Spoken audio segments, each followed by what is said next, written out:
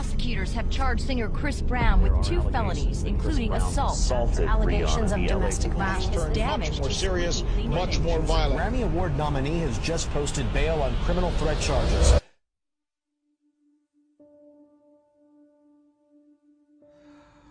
I think I was about 15, the first time we actually met. It was at a show, I think it's Z100, a show in New York. And we were, I've been hearing her, met like her music and stuff from, you know, the radio. It was a big #1 hit.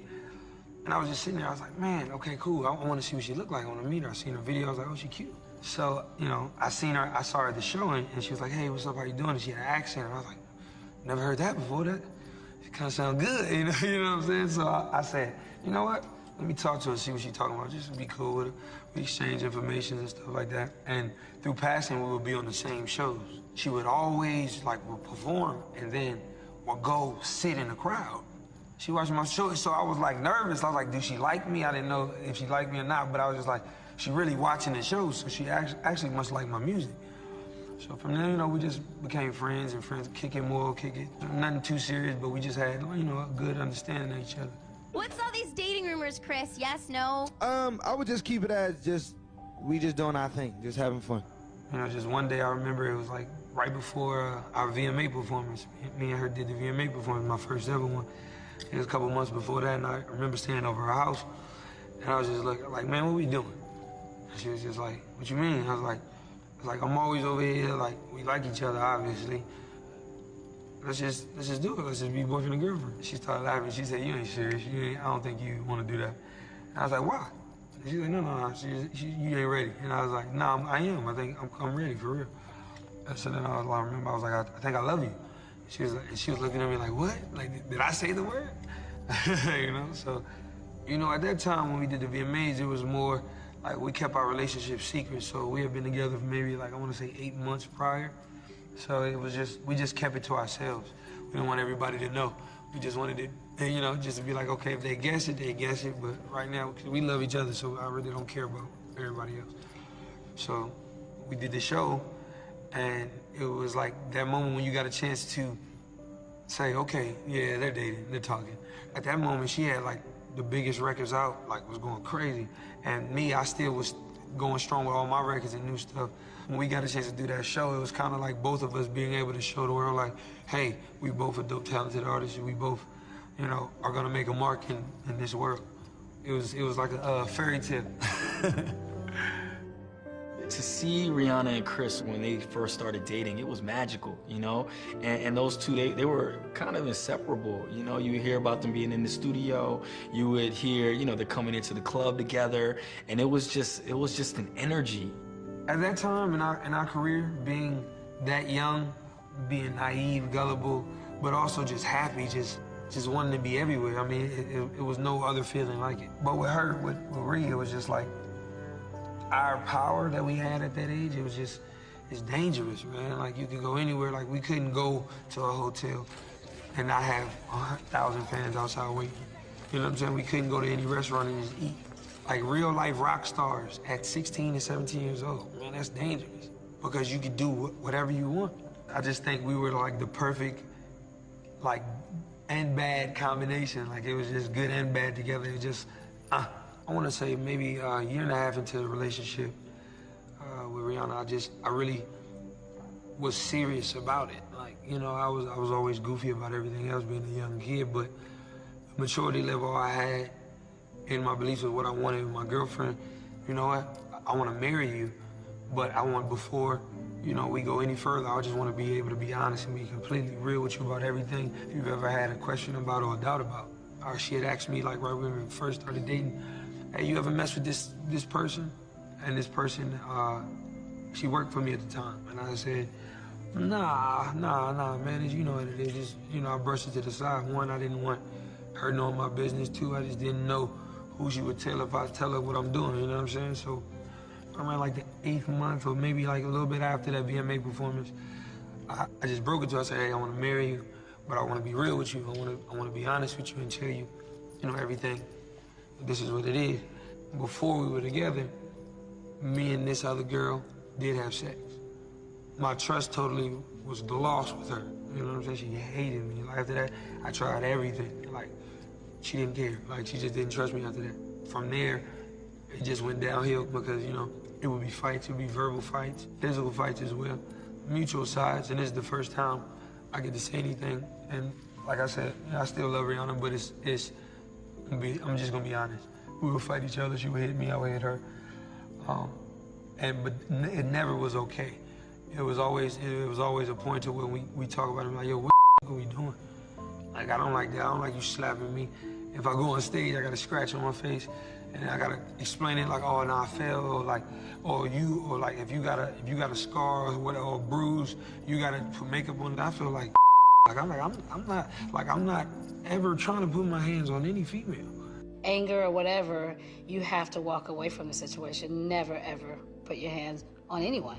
You know, that was his girl, you know what I'm saying? So I feel like, you know, what he went through it was like a test. And it wasn't so much of the situation. I think it was just a test in life. I was just like Chris. I was very successful at a young age, and when you're really successful, I was taught that can't should be a foreign language to you. A no should be a foreign language to you. You shouldn't be able to understand the language of no, or you can't. Like me, I felt like a monster. 20-year-old pop star Rihanna is the woman involved in the alleged domestic violence assault case.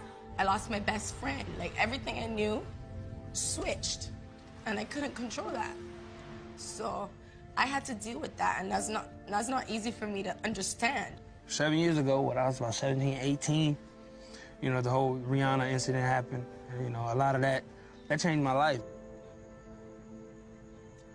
And that night at that Clive Davis party, that I made sure the person that I was involved with before, I said, hey, if you can't come around to these places, and the person comes in, comes right to the table, say, hey, what's up, y'all? And I already know it's an issue, so I say, hey, cool, and I keep it, and they keep it moving and leave. I look over at Rihanna, and she's bawling, she's just crying. In the middle of the ceremony about to start, she's just crying, and I'm like, yo, please, babe, don't do this. Like, don't do this in here, like I didn't know, I promise, I swear to God, I didn't know. So she got over it, she started drinking a little bit, we both were drinking a little bit. We was tipsy, laughing, joking, you know, and then we left. And Juan, just a few hours ago, we saw Chris Brown drive off. According to sources, the alleged fight broke out inside a Lamborghini that was located at Hancock Park. As you know, young relationships, any relationship is based on trust, but because I told her that, she didn't trust me with anything. So I would give her the option of, oh, you can look at my phone. So I gave her the phone. She looks at the phone, and there's a message, and it says, kill the Grammys, do your thing. And I didn't read the rest of the message, I didn't open it. So she opened the message, and the rest of the message said, I'll see you at the Clive party. So off top, she thought I was lying. She starts going off, she throws the phone, I hate you, whatever. Starts hitting me. We're in a little Lamborghini. You know, she's fighting me, and I'm like, look, I'm telling you the truth, I swear to God. You know, I'm telling you the truth, stop it. So then she hits me a couple more times, and I just kind of it doesn't go from translation to, let's sit down, I'm telling you the truth. It goes to, now I'm finna be mean and be evil. Arguing. So then, like I remember she tried to kick me. It's like just her just being upset.